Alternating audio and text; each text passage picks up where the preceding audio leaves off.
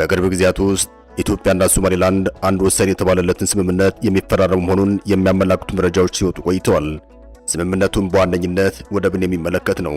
ኢትዮጵያ ቀደም ብሎ የሶማሌላንድን የበርበራ ወደብ ብትጠቀምም ነገር ግን በአጠቃቀም ደረጃ ሲታይ እዚህ ግባ የሚባል አልነበረም። የኤርትራን መገንጠል ተከትሎም ኢትዮጵያ ወደብ አልባ ከሆነችበት ከዛሬ 30 ዓመታት ጀምሮም ፊቷን ወደ ጅቡቲ ወደብ አዙራለች። ሆኖም አሁን ባለው ሁኔታ የኢትዮጵያ መንግስት በአንድ ሀገር ወደብ ብቻ ላይ ጥገኛ ሆኖ መቀጠሉ አደጋ ያመዝናል ወደ ማለት ድምዳሜ ላይ እንዲደርስ ያደረገው ይመስላል። ጅቡቲ ዛሬም ድረስ የኢትዮጵያ ብቸኛ ወደብ አቅራቢ በምትባል ደረጃ ላይ ትገኛለች። ግን ደግሞ ብቸኛ አቅራቢ መሆኗን ተከትሎም ምናልባት በአገሪቱ አንድ ቀን የሆነ ነገር ቢፈጠርስ የሚለውን ስጋት ከፍ እያደረገው መጥቷል። የጅቡቲ የወደብ አገልግሎት እንደተጠበቀ ሆኖም ለማንኛውም በሚል የአንድ ሌላ የወደብ አገልግሎት የማማተሩ ሁኔታ የሶማሌላንዱ የበርበራ ወደብ እንዲነሳ አድርጎታል።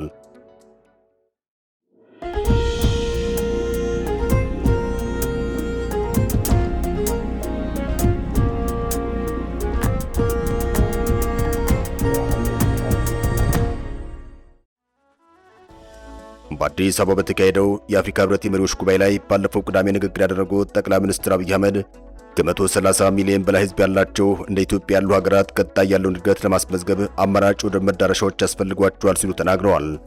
በ39ኛው የህብረቱ ጉባኤ ላይ ንግግር ያደረጉት ጠቅላይ ሚኒስትር አብይ አህመድ አስተማማኝ የባህር በር መዳረሻ በሰላማዊ ትብብር ማረጋገጥ አስፈላጊ ነው ሲሉ ተደምጠዋል። ጠቅላይ ሚኒስትሩ በዚሁ ንግግራቸው አክለውም ለአፍሪካ ቀንድ ሀገራት የወደፊት ምጣኔ ሀብትና የረጅም ጊዜ መረጋጋት አስተማማኝ የባህር በር ማግኘት መሰረታዊ ጉዳይ ነው በማለት ተናግረዋል። ከዚሁ ከጠቅላይ ሚኒስትሩ ንግግር መረዳት እንደሚቻለው መንግስታቸው በአማራጭና አስተማማኝ የወደብ አገልግሎት ፍለጋ ላይ መሆኑን ነው። የጅቡቲው ብቸኛ የወደብ አገልግሎት በበርካታ ምክንያቶች በብቸኝነት አስተማማኝ ሆኖ አልተገኘም። በኢትዮጵያ ዙሪያ ባሉ ጎረቤት ሀገራትም ልክ እንደ ኢትዮጵያ ሁሉ ወደብ አልባ የሆነችው ሀገር ደቡብ ሱዳን እንደሆነች ይታወቃል። ሌሎች የኢትዮጵያ ጎረቤት ሀገራት በየግላቸው ከ1 እስከ 2 የሚደርሱ ታላላቅ ወደቦችን የያዙ ናቸው። ግን ደግሞ ኢትዮጵያ ወደብ ባላቸው ሀገራት የመከባቧን ያክል የአፍሪካው ቀንድ ሁልጊዜም ከጂኦፖለቲካ ውጥረት የማይወጣ አካባቢ በመሆኑ ለኢትዮጵያ ጠቃሚ ወደብ የቱ ነው የሚለው ጉዳይም ከሞላ ጎደል የሚገኙት በጣም ውስን ናቸው። ኤርትራ የሁለት ወደቦች ማለትም የምጽዋና የአሰብ ባለቤት ብትሆንም በአንድ በኩል የፕሬዝዳንት ኢሳያስ አፈወርቂ መንግስት በኢኮኖሚያዊ ትስስር ማለትም ሰጥቶ በመቀበል የማያምን በመሆኑም እንደዚሁም በሌላ አቅጣጫ ደግሞ በኢትዮጵያና በኤርትራ መካከል የተፈጠረው ብለውም አሁን የቀጠለው ውጥረት ኢትዮጵያ በወደቦች ላይ እንዳትጠቀም ኤርትራም ከኢትዮጵያ ጋር በጥቅም ተኮር የኢኮኖሚ ትስስር ውስጥ እንዳትገባ አድርጓታል። በዚህም ኢትዮጵያም ኤርትራም ተጎጂ ሀገራት ሆነዋል። በሌላ አቅጣጫ በቀጠና ያለ የሱዳን ፖርት ሱዳን ሌላኛው ወደብ ነው። ይህ ወደብ በሰሜን አቅጣጫ ላሉት አካባቢዎች አገልግሎት ሊሰጥ እንደሚችል ይነገራል። ሆኖም እዚህ ጋርም ቢሆን ሌላ ችግር እንዳለ ይነገራል። ሱዳን የተረጋጋች ሀገር አይደለችም። በከባድ ጦርነት ውስጥ ከገባችም 3 ዓመታት ተቆጥረዋል። ከዚህ ባለፈ ግን ሱዳን በግብጽ የፖለቲካ ተጽዕኖ ስር የወደቀች ሀገር በመሆኗ የሀገሪቱ ባለስልጣናት ከፖለቲካው ባለፈ በኢኮኖሚያ ጥቅም ትስስር የሚያምኑ አይደሉም። ሀገሪቱም በቀጣይ ብዙ መስራትና መለወጥ ያለባት ሀገር ሆና ይታያል። በተለይም በ3 ዓመታቱ ጦርነት ውስጥ ሱዳን በሙሉ ደቃለች። መሰረተ ልማቶች ወድመዋል። ከዚህ አንጻር የሱዳን ወደብና መሰረተ ልማቶች ግንባታ ገና ብዙ ሊሰራበት የሚገባው ሆኖ ይታያል። ደግሞ ጦርነቱ አሁንም ቢሆን እንደቀጠለ ይገኛል። የሱዳን የእርስ በርስ ጦርነት የበርካታ አካላት እጅ የገባበት በመሆኑም በአጭር ጊዜ ውስጥ በቀላሉ ያበቃል ተብሎ አይታሰብም። ነገሩ ጠቅለለ ተደርጎ ሲታይ አሁን ባለው ተጨባጭ ሁኔታ የሱዳን የፖርት ሱዳን ወደብ ለኢትዮጵያ የወደብ አገልግሎት መስጠት አይችልም ተብሎ መደምደም ይቻላል። ከሱዳን በመቀጠል ሌላኛዋ ባለ ወደብ የሆነችው የኢትዮጵያ ጎረቤት ሀገር ኬንያ ናት። ኬንያ የህንድ ውቅያኖስን የተንሰራፋውን የሞምባሳ ወደብ ባለቤት ናት። ኬንያ በወደብ አልባ ሀገራት የተከበበች እንደመሆኗ መጠን ወደብን በቢዝነስ የገቢ ምንጭነት ለመጠቀም በሚያስችል ደረጃ ላሙ የተባለውን ግዙፍ ወደብ እየገነባች ይገኛል። ይህ ወደብ ግንባታው ለወደብ ብቻ አይደለም፣ ፕሮጀክቱም የባቡር ፍጥነት መንገድን ያካትታል። የወደብ ግንባታ ለኬንያ ከሚሰጠው አገልግሎት በላይ የጎረቤት ሀገራትን ታሳቢ አድርጓል። ኬንያ ኢትዮጵያን ጨምሮም 3 ወደብ አልባ ሀገራት በዙሪያ እንዳሉ ይታወቃል። ዩጋንዳና ደቡብ ሱዳን ከኬንያ ጋር በድንበር የሚጋሩ ነገር ግን ወደብ አልባ ሀገራት ናቸው። የኢትዮጵያ ህዝብ ቁጥር ወደ 130 ሚሊዮን ይገመታል። የደቡብ ሱዳን ህዝብ 13 ሚሊዮን አካባቢ እንደሆነ ይነገራል። የዩጋንዳ ህዝብም 51 ሚሊዮን ይጠጋል። በአጠቃላይ ሲታይ በኬንያ ዙሪያ ያሉ የወደብ አልባ ሀገራት ህዝቦች ቁጥር ወደ 200 ሚሊዮን ይጠጋል። ይህም ለኬንያ እምቅ ያለው የገቢ ምንጭ ሆኖ ያገለግላል። እናም ኬንያ ይህን እውነታ ታሳቢ ባደረገ መልኩ ግዙፉን የላሙ ፖርት እየገነባች ይገኛል። በእርግጥ በገንዘብ እጥረት ይህንን በምስራቅ አፍሪካ ግዙፍ ይሆናል የተባለለትን የላሙ ወደብ ግንባታ በእጅጉ የተጓተተ እንዲሆን አድርጎታል። ከዚህ ውጭም ኬንያ ከሁሉም የቀጠናው ሀገራት በአስተማማኝ ሰላም ላይ የምትገኝ ሀገር ናት። በአገሪቱ አልፎ አልፎ የሚከሰቱ ግርግሮች የአንድ ሰሞኑ ውጥረት ከመሆኑ ያለፈ አይደሉም። ከዚህ ባለፈም የኬንያ የፖለቲካ ሁኔታም ከሀገሪቱ ጋር በኢኮኖሚ ጥቅም ትስስር ላይ የተመሰረተ ግንኙነት ለማድረግ የሚመች ሆኖ ይታያል።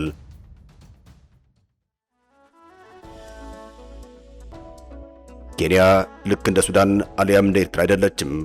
ከዚህ ውጭ ባለወደቧ ሌላኛዋ የኢትዮጵያ ጎረቤት ሀገር ሶማሊያ ናት። ሶማሊያ የሞቃዲሾ ወደብ ባለቤት ስትሆን ሀገሪቱ ዛሬም ድረስ በአልሸባብ የምትናጥ ሀገር መሆኗ ብለውም ከተወሰኑ ጊዜያት ወዲህ የውጭ ኃይሎች እጅ የበዛባት ሀገር መሆኗ ለኢትዮጵያ የወደብ አገልግሎት የምትመች ሀገር እንዳትሆን አድርጓታል። አንድ ሀገር ወደብ ስላለው ብቻ ለሌላ ሀገር የወደብ አገልግሎት ይሰጣል ማለት አይደለም። የአንድን ሀገር የወደብ አገልግሎት ለማግኘት የዚያች ሀገር የወደቦች ፍቃድ ደረጃ ይታያል።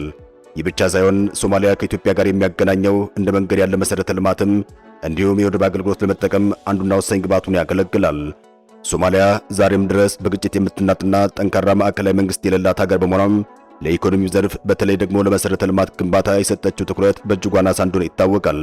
ይህ በመሆኑም ሶማሊያ ከጎረቤት ሀገራት ጋር በመንገድም ይሁን በሌሎች የመሰረተ ልማት ግንባታዎች ላይ ያላት ትስስር እጅግ አነስተኛና ደካማ እንደሆነ ይነገራል። እነዚህ ሁኔታዎች ተደማምሮ ሲታዩም ከውጭ ቀሪ የሚገኘው ውጤት ኢትዮጵያ በሶማሊያ የወደብ አገልግሎት ማግኘት የምትችልበት እድል በእጅጉ የጠበበ ሆኖ ይታያል። ሌላኛዋ ከሶማሊያ ጎን ያለችው ሀገር ነኝ የለም አይደለሽም በማለት ውዝግብ ውስጥ የምትገኘው ሶማሌላንድ ናት። ግዛቷም በርበራ የሚባል ግዙፍ ወደብ እንዳላት ይታወቃል። ንብረትነቱ የተባበሩት አረብ ኤሚሬትስ በሆነው ዲፒ ወርልድ ኩባንያ አማካኝነት ይህ ወደብ በቀጠናው እጅግ ዘመናዊ በሆነ መልኩ እንዲገነባ ተደርጓል። ወደቡም በጅቡቲ በኩል በቅርብ ርቀት ይገኛል። ወደቡ እጅግ በዘመኑ መልኩ ከመገንባቱ በተጨማሪም ሶማሌላንድ ከኢትዮጵያ ጋር የሚያገናኛት አንድ ዘመናዊ መንገድ አለ። እነዚህ ሁኔታዎች ኢትዮጵያ የሶማሌላንድን የበርበራ ወደብ እንድትጠቀም የሚያደርጋት ይሆናል።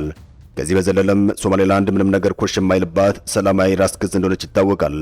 ይህም በራሱ አንድ የሶማሌላንድን ወደብ ተመራጭ የሚያደርገው ሆኖ ይታያል። ከቅርበትም አንጻር በአንጻራዊነት የበርበራ ወደብ ቅርብ ሊባል የሚችል ነው። ነገሩ ጠቀለል ተደርጎ ሲታይም በወደቡ ቅርበት ከወደቡ ዘመናዊነትና ሶማሌላንድ ሰላም ከመሆኑ አንጻር የጅቡቲ ወደብ በኢትዮጵያ ተመራጭ የሚያደርገው ይሆናል።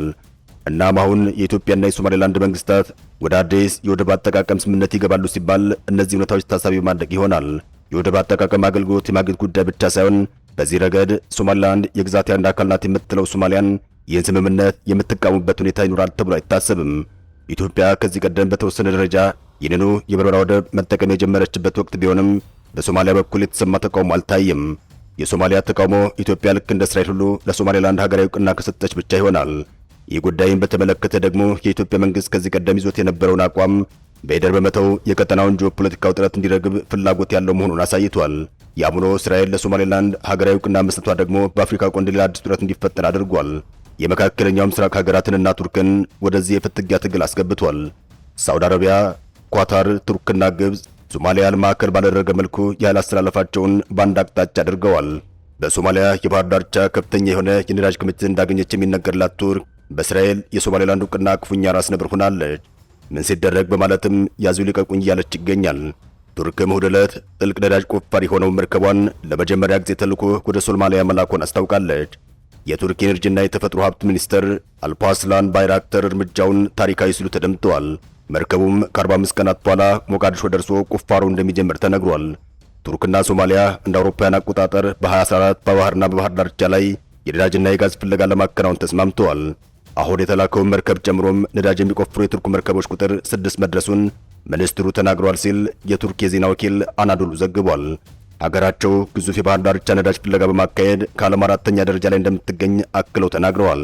ከአዲሱ የአውሮፓውያን ዓመት ወዲህ ሀገሪቱ በጋዝና በነዳጅ ፍለጋ ላይ ከአሜሪካና ከዩናይትድ ስቴትስ ኩባንያዎች ጋር ስልታዊ ስምምነት አድርጋለች። በዚህ መሃል ግን የእስራኤል በሶማሌላንድ መገኘት ቱርኩን ክፉኛ አናዷታል። ቱርክ በሶማሊያ ምድር ቀደም ብሎ የጦር መርከብ ከዚያም ኤፍ-16 የጦር ጀቶችን ከሰሞኑ ደግሞ ታንኮችን አስገብታለች። ያ ብቻ ሳይሆን የአገሪቱ ፕሬዝዳንት ረሲፕ ታይብ ኤርዶዋንም በከባድ ዲፕሎማሲ ዘመቻ ላይ ይገኛሉ። በግብጽ ቆይታ አድርገው ወደ አንካራ ከተመለሱ በኋላም ወደ ሶማሌላንድ ልዩ ጥቅም አላት ወደምትባለው የተባበሩት አረብ ኤሚሬትስና ኢትዮጵያ ለመጓዝ እቅድ ይዘው ቆይተዋል። የአገሪቱ ፕሬዝዳንት የጤንነት እክል ገጥሟቸዋል መባሉ ኤርዶዋን የተባበሩት አረብ ኤሚሬትስ ጉዟቸው መሰረዝ ግድ ብሏቸዋል እየተባለ ይገኛል። አበቃን። ሰናይ ጊዜን ተመኘን።